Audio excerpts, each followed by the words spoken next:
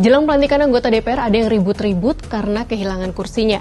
Perempuan caleg PDIP dari daerah pemilihan atau Dapil Banten 1, meliputi Lebak dan Pandeglang, Tia Rahmania, diberhentikan dari partai, lalu diganti dengan caleg lain, Boni Triana, melalui keputusan Mahkamah PDIP. Isu yang beredar, pemberhentian Tia terkait dua hal, yaitu kritik pedas terhadap Nurul Gufron KPK dan pencurian suara.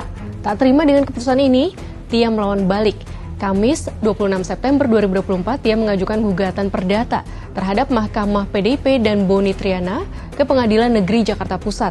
Bagaimana kronologi kasus ini dan apa tanggapan PDIP?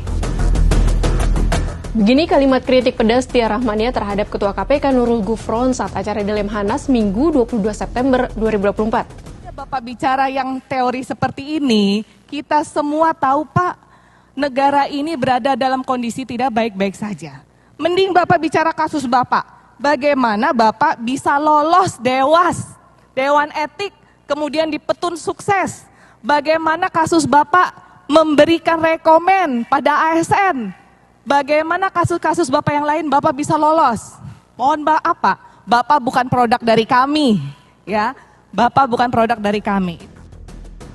Sehari setelah Tia mengkritik, 23 September KPU mengeluarkan keputusan yang menetapkan perubahan dari calon anggota DPR terpilih, Tia Rahmania ke Boni Triana. Namun PDIP pun buru-buru klarifikasi terkait polemik Tia Rahmania.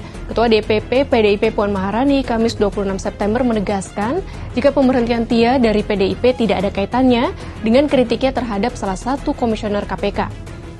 Nggak ada hubungannya karena memang acara yang kemudian di Lemhanas itu kan dilaksanakan itu sebelum sesudah surat itu kemudian dilayangkan kepada KPU, jadi nggak ada hubungannya. Ini jangan kemudian ada salah pengertian, ini ada sepertinya ada perbedaan atau ada ketidaksukaan antara partai politik dengan KPK, tidak ada hubungannya. Menurut Puan, sebelumnya Mahkamah PDIP sudah memberhentikan Tia pada 13 September 2024, jauh sebelum kritiknya pada 22 September dan keputusan KPU terkait penggantian Tia pada 23 September. Tia dan Boni bertarung di Dapil Banten 1 dengan perolehan suara Tia sebanyak 37.359 suara, sedangkan Boni 36.516 suara. Hanya ada satu kursi untuk PDIP di Dapil Banten 1, artinya hanya Tia yang awalnya lolos ke Senayan. Namun Boni melaporkan Tia ke Bawaslu Provinsi Banten dengan dugaan menggelembungkan suara.